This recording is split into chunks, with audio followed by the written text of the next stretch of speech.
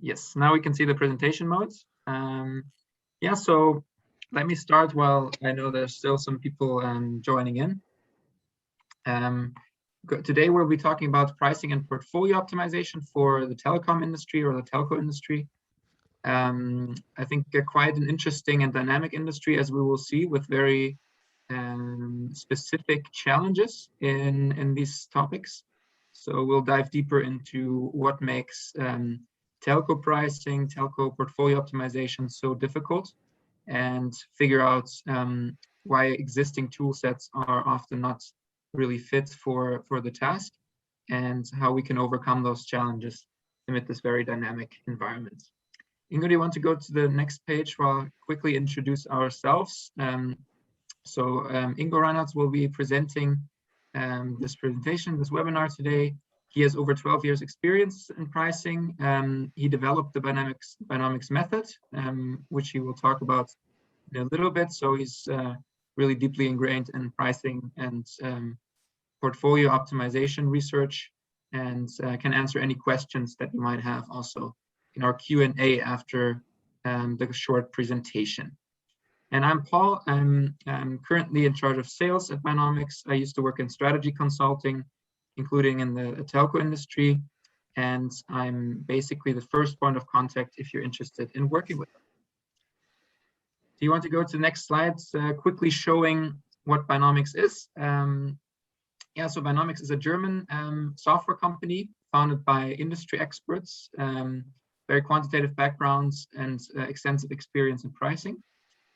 Our solution leverages a very unique virtual customer technology, and this allows for very holistic portfolio optimization and really highly accurate forecasts to enable better decisions. And this is why we're working with customers in diverse industries, including telco, internet software, but also CPG, over-the-counter pharmaceuticals, automotive, insurance, and more. But with no further ado, I will hand it over to the content to Ingo. So yeah, if you can start about the telco industry. Yeah. Thanks, Paul, for the introduction, and also for supporting in this webinar. Yeah, and all of you watching and listening, thank you very much for taking the time, and we hope to provide enough content, or we're very confident that we have very good content to make this half hour worthwhile for all of you. And I think telco is for us, it's a particular industry because it's one of the key industries where we started and where we saw an immediate fit of our solution with the challenges in the industry, and we're very happy to discuss our view on portfolio and price optimization in telco, and also discuss your questions. So if you have any questions, please don't hesitate, write them in the comments, and we'll answer them at the end. I think what happened in a couple of webinars previously that it took a bit longer. We will answer all questions. Last time it took, like, I don't know, 15 minutes past the half hour to answer all, but if you have the time, free to stay on, and we will take the time to answer all questions. All right, so let's jump into it. The core of what we will be talking about, and I think obviously what actually also is the core of portfolio pricing in telco are the decisions we've outlined on this slide. So the key questions in developing a portfolio, be it a mobile portfolio, be it a fixed line portfolio, be it bundles of different products, mobile, fixed, maybe internet, television on top, other features. So always you will be faced with questions: how do you structure this? Your portfolio? Do you use like a fixed product structure, something like what we have here, platinum, gold, silver? Do you work with modules on top, or do you only have a fixed number of products that customers can choose from? What features to put in these different products, how much data in this mobile example, 5, 15, 20 gigabyte and so on. How do you position yourself against your competitors? So if your competitor increases the data volume, will you do the same, or will you change the price? All of these questions, and also what other features, 5G, do you bundle in Netflix, Disney Plus, or anything else? These are key decisions to take. And of course, these are key decisions also that affect the profitability of your company, not just in the short term, but also in the long term, because some of these questions affect, very strongly affect lifetime value, how long customers will stay within your portfolio or move to a competitor. All of these are key questions. And while they, in this example portfolio that we're showing here, might appear simple on the outset, they're certainly very difficult and complicated in practice, also with the interaction between pricing for new customers, pricing for existing customers, these interdependencies. For example, does it make sense to start with a cheap entry price for new customers, and then you try to upsell them at a later stage? How are these things interdependent? How does the willingness to pay or the preferences of customers that come in at a cheap price differ from customers that come in at a higher price? These are all very crucial questions that need to be answered and need to be assessed to optimize the overall pricing. Also, how to differentiate across different channels, particularly with very different channels. For example, if you're selling online at a platform in Germany, we have, for example, Check24, where customers choose from different options from different competitors, often with a very strong focus on the price, versus in-shop sales, where if it's your own shop, the competition is a bit farther away. So the dynamics of these challenges can be very, very difficult, difficult indeed, but also very different. And all of these things need to be managed, and they need to be managed well to optimize the overall profitability of the company. And what further makes these challenges difficult are a number of trends that are, to the most part, specific to telco. And we've outlined a few here that we find very important also in the work we do with our clients together. So, for example, the fact that changing product features in a telco product is often can be very quick, so you can immediately make fast changes, much faster than in hardware companies, where you need to change the production, or in more regulated industries like insurance, for example, where you need to get confirmation if you want to make a price or product change. So changes can be made very quickly in your products, and this often leads to very strong dynamics, dynamic interactions. Competitors make changes, and other firms reacting to that very quickly. Then you also have something like technical inflation. So because the quality of the technology improves over time, people expect more data volume. The willingness to pay for a gigabyte of data, for example, diminishes over time, and this requires constant changes in the pricing and also in the product features. Already talked about the diverse channels. Then we have the specific challenge that we already have very high penetration rates. So almost everyone has a mobile and a fixed contract. So when you win new customers, someone else typically has to lose a customer. And the usual way to do that is with promotional prices, strong discounts in the beginning, for example, and then the need to optimize these discounts to make this work properly. Also, what are important in some cases are changes in regulation. For example, when in Germany, a case that's been discussed is that the duration of contracts needs to be shortened, and this makes changes to the product necessary, and this of course affects how you set up your portfolio and maybe adjust your pricing. So there's an overall very challenging topic that people, and I've seen that many of you are actually from the field and working on this on a daily basis. So we have a very challenging task.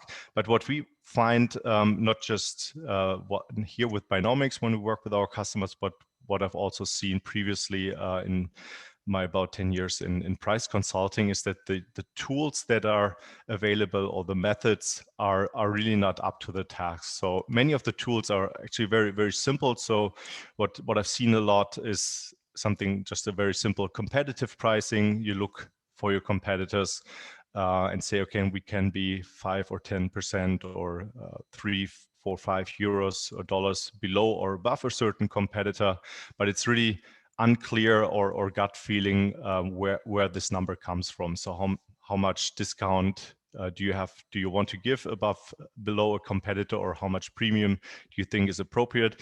These things are often driven by gut feeling. Then what you always see a lot is use of price elasticity. So how much does sales volume change if you change the price? Also, this is often a very rough measure. It's difficult to measure price elasticities. And in most models, these are assumed to be constant, when in reality, and we can show this later in our tool, in reality, price elasticities are not constant. So if you change your price, or if a competitor changes price, this has a massive effect on price elasticity. And just having a number, -2, -3, is not very, very helpful in this case. Also, what we see a lot is what's called value pricing. So asking what's a certain feature, a certain brand or product worth to a customer.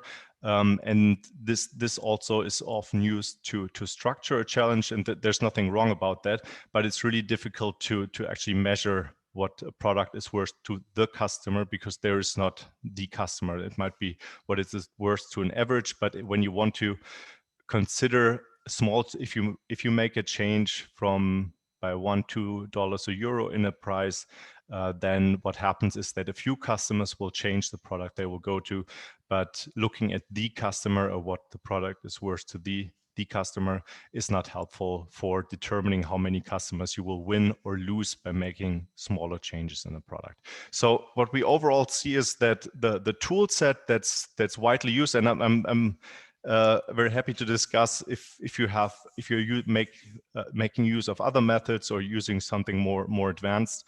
Happy to discuss this in the Q&A section. But these are the things that we very frequently still see being used to answer these questions, and we feel that they're really not adequate anymore, and there are better options at hand. And one example we just want to point out to, because this, I think, it's the most frequent one we see when companies make pricing decisions or larger portfolio changes. They use a conjoint model, and these have a number of limitations from our perception. I think that the key one from a method side, what I find challenging with a conjoint, is the fact that it every time you do run a conjoint, you retest already established insights. So you retest the brand value, the value of 5 or 10 gigabyte. You do this every time, whereas these basic facts, they're already known from previous studies, from your sales data and so on. They need to be updated or changed slightly, but they don't need to be completely remeasured each time. What we also see is, and if you've done it, you know this, is that conjoint studies take a very long time to conduct, 1 or 2 months or even more, from starting the survey to finishing the survey. They are often very limited in scope, and if you forgot to ask a certain question in the questionnaire, then you don't have any insights on these later on, because it's difficult or not natural that you can combine insights from one study with insights from other sources. And also what we find is that often these conjoint studies are not very accurate, particularly for products with a low market share. So for example, when you run a study, ask 1,000 people, and of those 1,000 people, let's say 600 buy some of the products that you're looking for, so your product or your competitor product. 600, that means 1% market share is 6 respondents about in the study. So if a product has 2% market share, you expect 12 respondents to buy this product, given the prices and the offers. But this 12 has a standard deviation of, I don't know, 3 or 4. So you might be off relative to the size of this product by 50, 60% up or down. And that makes such conjoint studies with a small sample size very inaccurate, in particular inaccurate when you're looking at price changes where you're not interested in the actual market share, but in the change of a market share. So, and this is something that's that we are seeing a lot, and we're not seeing that such methods or approaches are really adequate for the challenges at hand. And this was actually one of the key motivations for the solution that we've built. We'll just briefly outline it.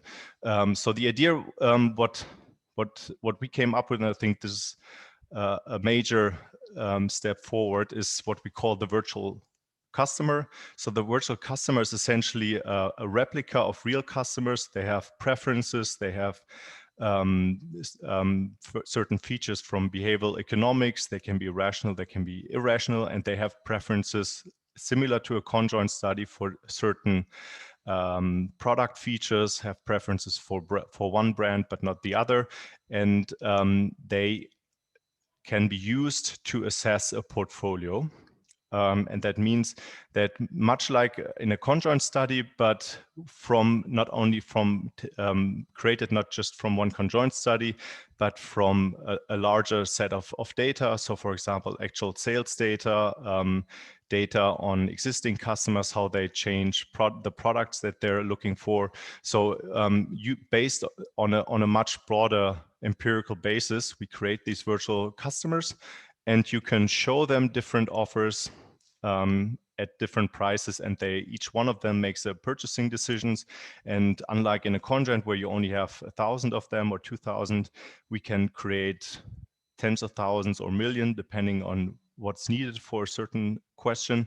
And you can ask them different questions. That means you can show them different portfolios. You can show them your portfolio with 3 products, 4 products, for example, with specific plans, an unlimited plan or not an unlimited plan, and each one of them will make a purchasing decision. And when we count the decisions of these virtual customers, then we know the market shares, we know revenue, profit of the different products, and can use this to assess price changes, use this to assess feature changes, and overall get a very exact understanding of how the market will react to changes that we make. And just to give you a feeling, I just want to quickly take a very quick look at what this looks like.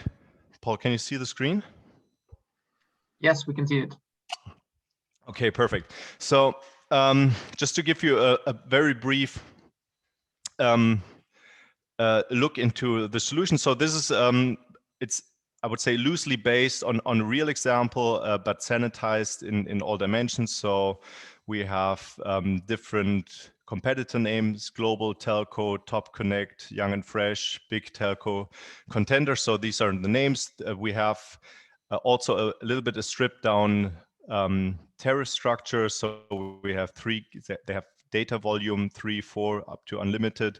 They have different speeds. So this is a mobile case, but a fixed line or bundling case of different products works just the same. So we have different features. Then we have a promotion where we have a reduced price. We have different discount levels, technology. So in all, we're free to define our product in any way that's relevant for the market, and then essentially can use the solution to to define the offers. So in this case, Connect, this is us. We have 4 plans: 4 GB, 8, 16, and unlimited. And then we have Big Tel is our competitor, and Challenger is the second competitor of us, and they also have their different plans. We can choose the provider, data volume, so we can essentially are completely free in building our plans. We can also, if something has changed in the market, come back here and say, okay, we have from maybe a very specific study on other like on other features, devices that we want to add to the plan, or some streaming, Netflix, Disney Plus, and so on. We can actually add these to these plans as options, and then you can see what happens if you add or remove these plans to your market shares and so on. So you build the plan, you essentially define the price range for these products. So in this case, this product goes between 25 and 35 euros. And you define, and also it's not relevant for a mobile plan. You can also, what we call here availability, if you have a fixed plan and certain speeds are not available to all of your customers, you can define these features in the plan. So not all of these virtual customers will be able to buy every product. You can define this here to get the simulation as realistic as possible, or as reasonable. And essentially, when all of this is set up, you show the offer to the virtual shoppers, and they will tell you how many of them will buy each product. And they will also tell you what will happen if, for example, you change a price. So what you see here, we have these prices, 30, 40, 50, 80, and we have our competitor prices. We have our units here, how many we sell. This is just an example market with reduced size. We see our revenue before we subtract discounts, after discounts, and so on. So we have full transparency on our market, and then what we can, and we also we have like essentially what will happen to each product if we change the price. So we have our demand curves for each product.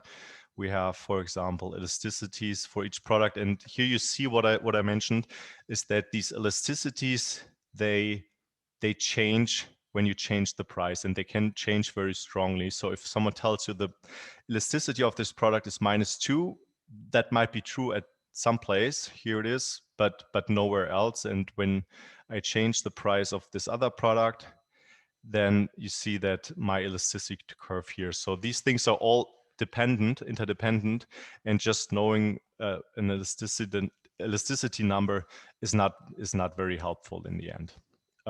So this gives you full transparency, and it also gives you the option to assess what happens if you make changes. So for example, in this case, if I increase the price of the basic product, I will see here I increased by €1, 3%.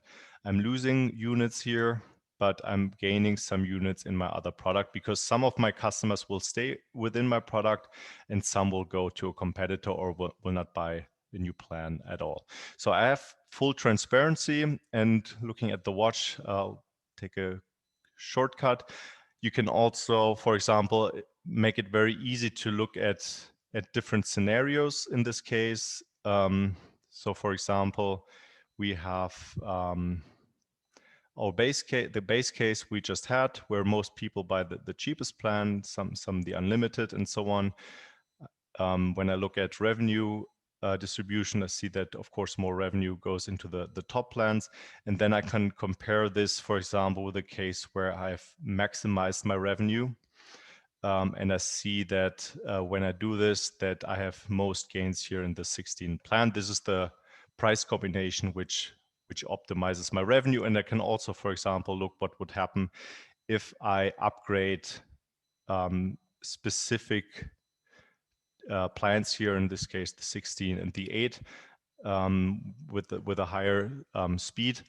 Then I see if such a decision is profitable or not. So a simulation like this offers you the opportunity to have a very detailed and very specific look at all the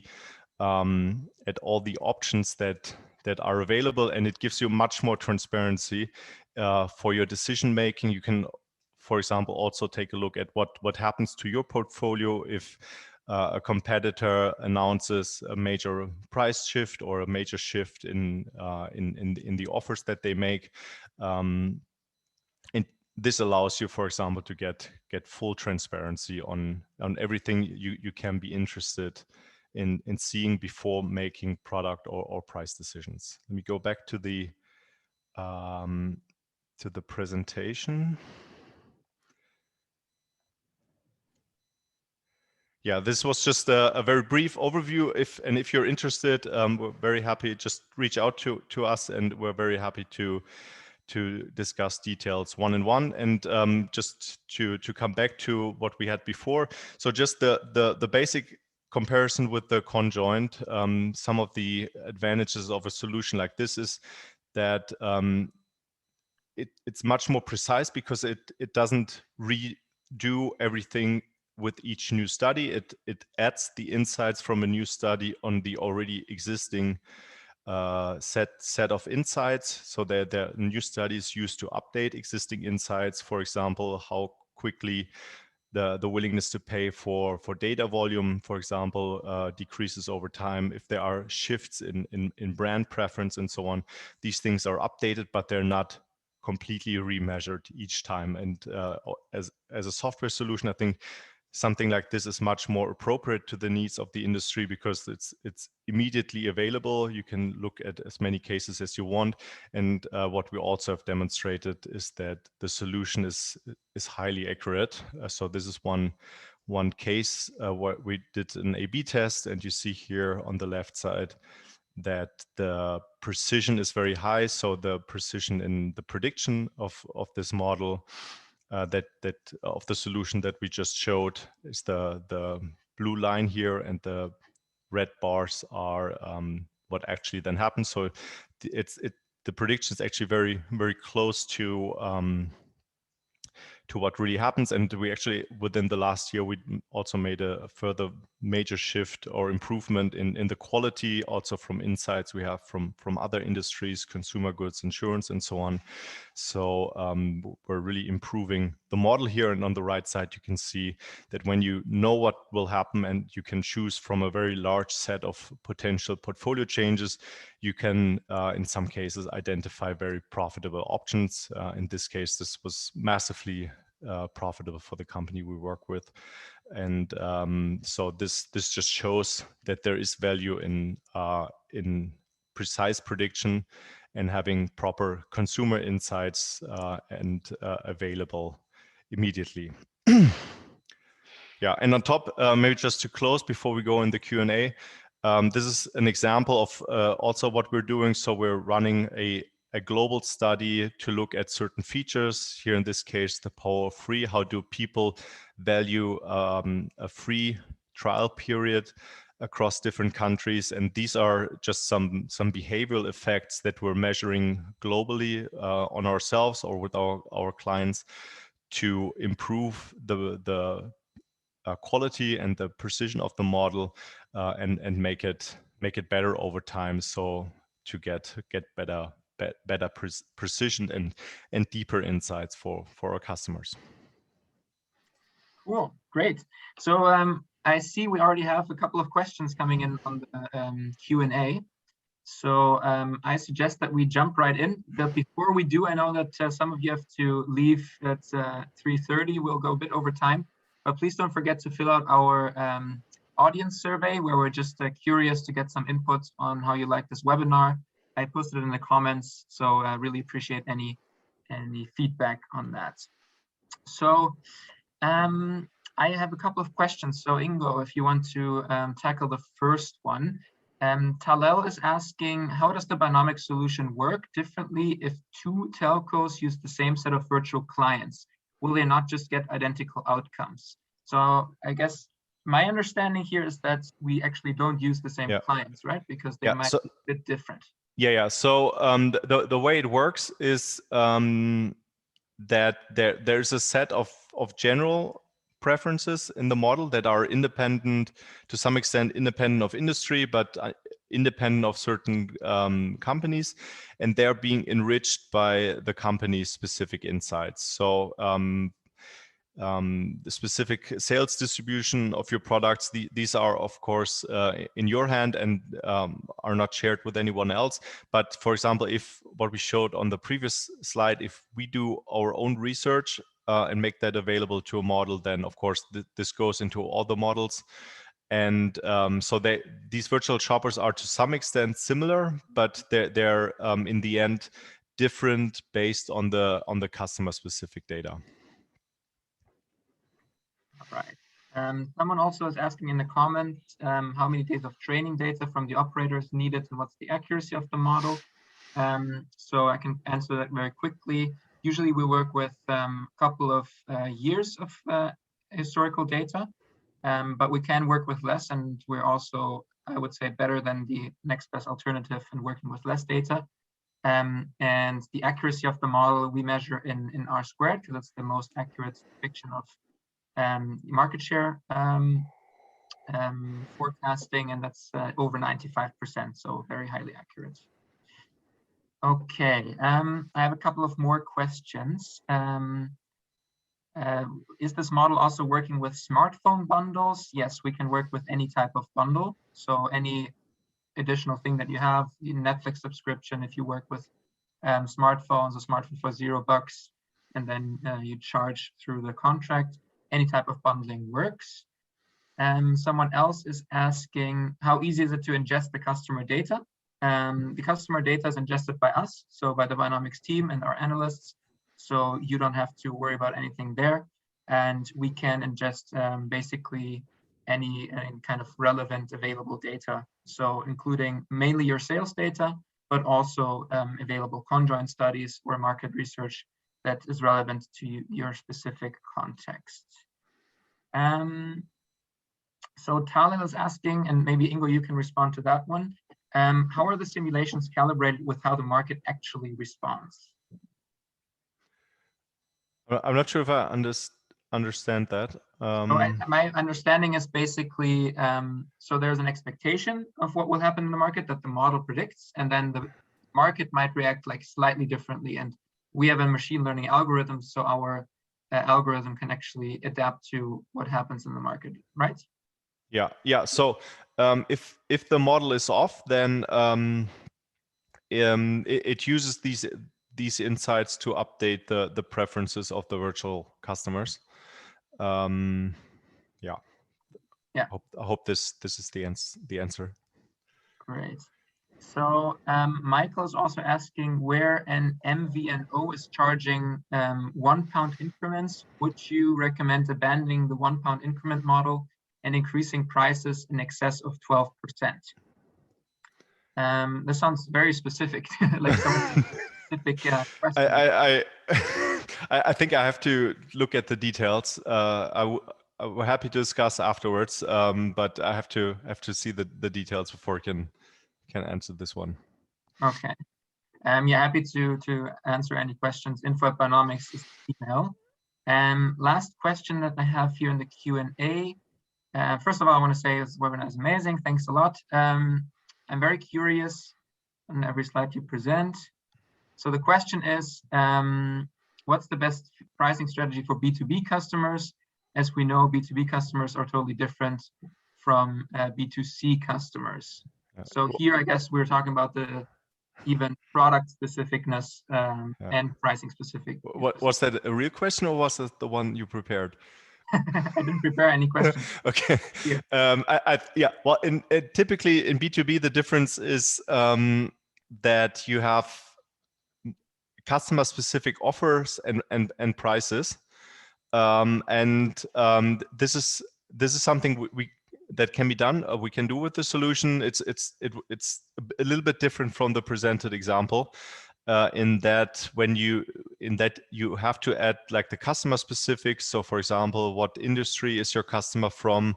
What's the size of your customer, and so on. So some meaningful customer details.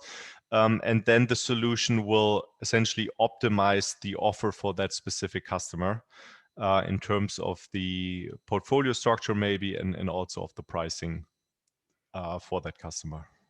Yeah, perfect. And the last question that I just got in the comments from Narendra. they're asking if there are new service categories with no historical data, how is the baseline determined? So you want to quickly talk about innovation and new products here? Yeah, so it depends on, of course, on the degree of innovation. If it's something that is just, I don't know, a faster internet connection, this can be essentially extrapolated or based on existing data. If it's a completely new feature, there are a range of ways to assess these. In our experience, what works best is, for example, that when there's something completely new, you have no data on it, that you can use the solution to start with an expert judgment and see, okay, if the utility of that product or the value to the customer is within this range, does it make sense? And it maybe also has some costs associated with it. Does it even make sense to look deeper into this product or in this feature? So you can assess based on an assumption what this means for your portfolio, for your profitability, and so on. And once you've done that, you also get an understanding of how precise an answer you need to make a good decision.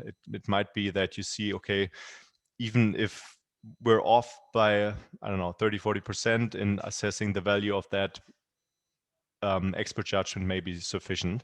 Or you might judge that, okay, there's a range where it makes sense to look deeper into this new feature, and then you can make a very specific conjoint on this, or a very specific questionnaire on this. And what we've already done with some questions that are very easy to answer for customers is that we use, for example, Google survey to get a very cheap answer, but already very accurate because it's based on a very large number of respondents, get a very good answer to such questions, to have it quantified by real people. And so these are just two options. There's a range more, but what's specific about our model, what we already outlined before, is that you only need to answer this question and how it relates to other preferences like brands. So do customers of a certain brand put more value into it, and so on. So you only need to have this feature assessed and how it relates to other key features. And that's it. You don't need to run a complete study where you ask people again for their brand preference and so on. Perfect. So great. I think we're done on the content part. Ingo, if you want the next part, I think we have a slide on the next pieces of this webinar series. Sorry. So we're also going to be talking about pricing after COVID amid inflation. So some very interesting topics coming up. If you are not already a subscriber to our newsletter, etc., I recommend that, because then you'll get those always in your inbox.